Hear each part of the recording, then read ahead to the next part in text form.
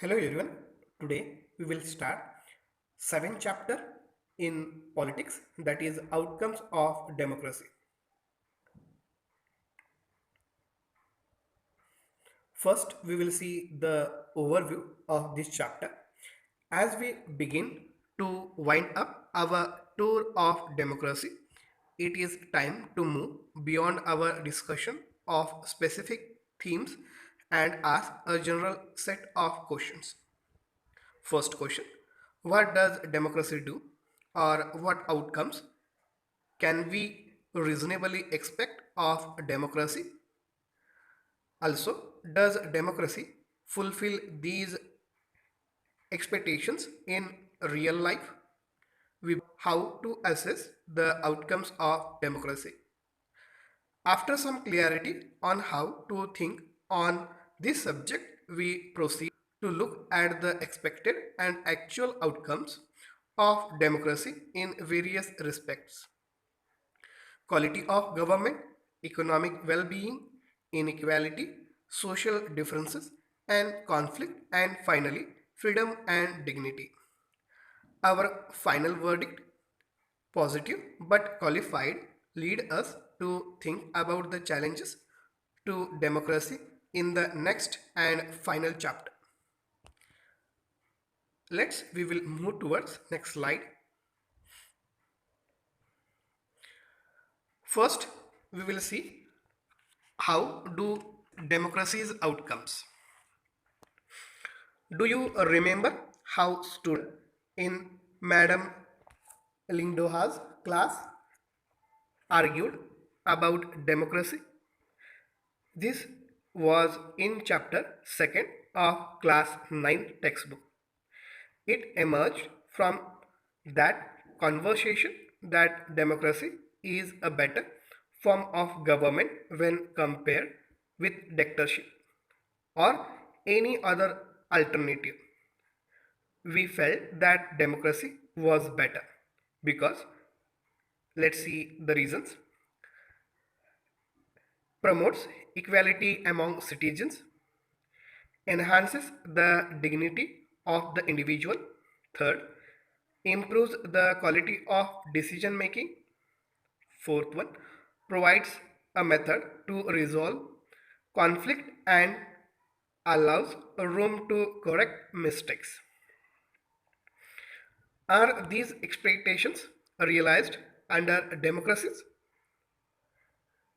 When we talk to people around us, most of them support democracy against other alternatives such as ruler, a monarch, or military or religious leaders. But not so many of them would be satisfied with the democracy in practice. So we face a dilemma. Democracy is seen to be good in principle. This dilemma invites prefer moral reasons or to support democracy too. See here, one cartoon has shown us. See, after seeing this cartoon, we think that over 100 countries of the world today claim and practice some kind of democratic policies. They have formal constitutions, they hold elections, they have parties, and they guarantee rights of citizens. While these features are common to most of them, these democracies are very much different from each other in terms of their social situations, their economic achievements, and their culture. Clearly, what may be achieved or not achieved under each of these democracies will be very different. But is there something that we can expect from every democracy just because it is democracy? Our interest and fascination for democracy often pushes us into taking a position that democracy can address all socio-economic and political problems. If some of our expectations are not met, we start blaming the idea of democracy, or we start doubting if we are living in a democracy. The first steps towards thinking carefully about the outcomes of the democracy is to recognize democracy is just a form of government. It can only create conditions for achieving something. The citizens have to take advantage of those conditions and achieve those goals. Let us examine some of the things we can reasonably expect from democracy and examine the records of democracy. We will move towards the next point, that is accountable, responsive and legitimate government. There are some things that democracy must provide.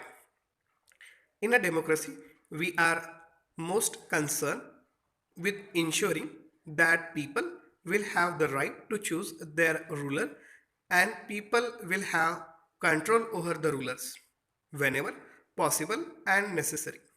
Citizens should be able to participate in decision making that affects them all.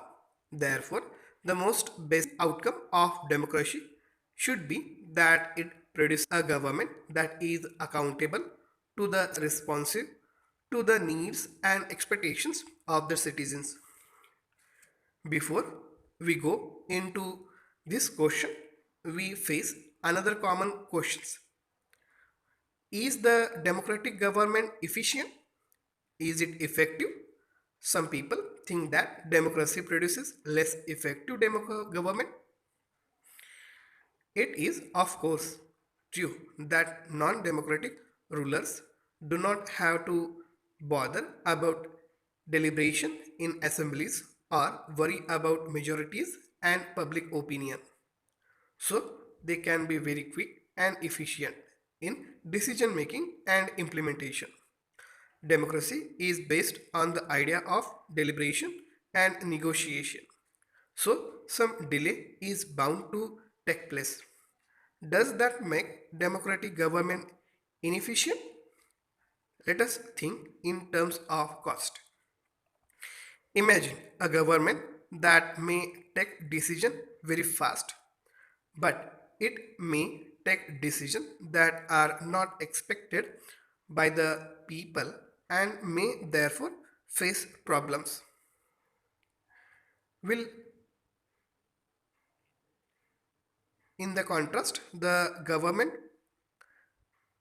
that is democratic government, will take more time to follow procedures before arriving at a decision. But because it has followed procedures, its decisions may be both more acceptable to the people and more effective.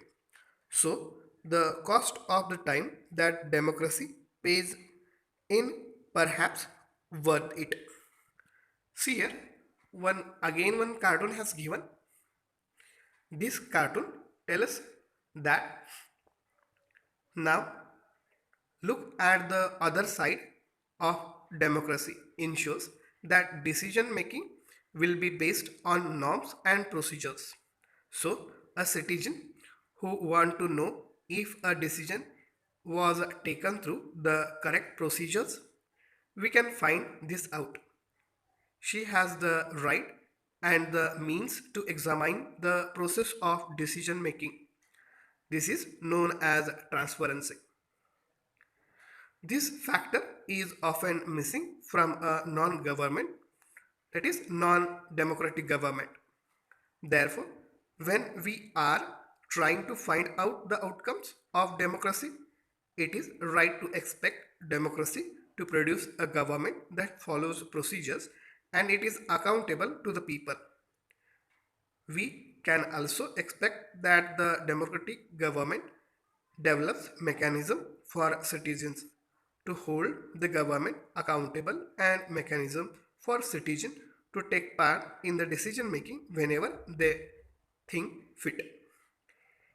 If you wanted to measure democracies on the basis of these expected outcomes, you would look for the following practices and institutions: regular, free, and fair election, open public debate on major policies, and regulations and citizens to write information about the government and its functioning. The actual performance of democracies shows a mixed record on this. Democracies have had greater success in setting up regular and free elections and in setting up conditions for open public debate. But most democracies fall short of elections that provide a fair chance to everyone and in subjecting every decision to public debate. Democratic government do not have a very good record when it comes to sharing information with citizens. All one can say in favor of democratic regimes is that are much better than any non-democratic regime in these respects.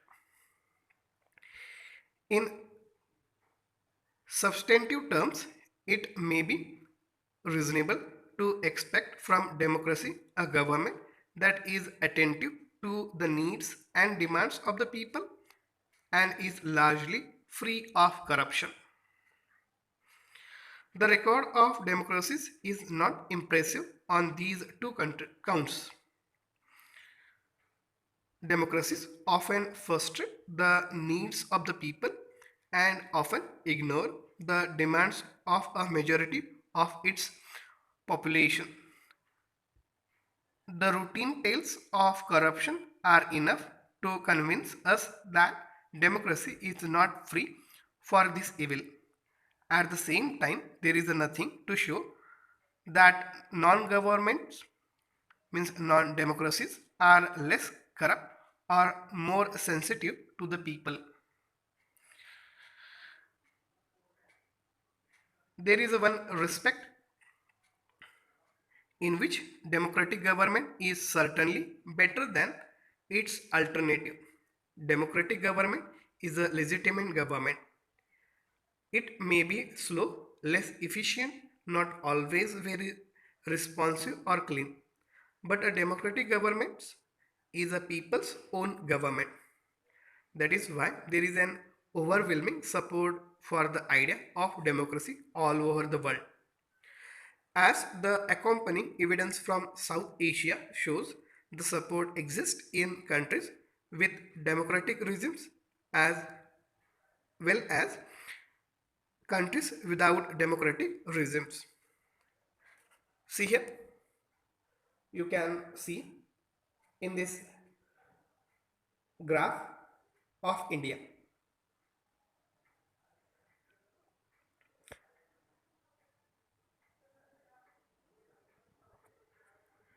That is why there is an overwhelming support idea of democracy all over the world.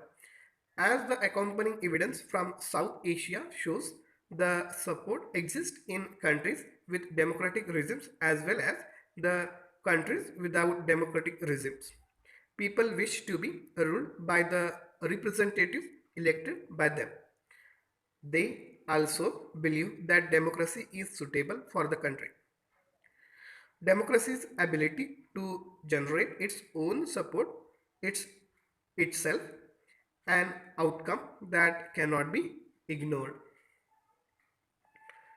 Now we will move towards on next slide. In this way, we have learned overview of the chapter. How do we assess democracy's outcome? Then accountability, responsive and legitimate government. Next, please student pause the video and write the questions and write answers of these questions and send on our WhatsApp group. I hope you will do it. If any queries you have, you can ask your queries. We will solve it. Thank you, student.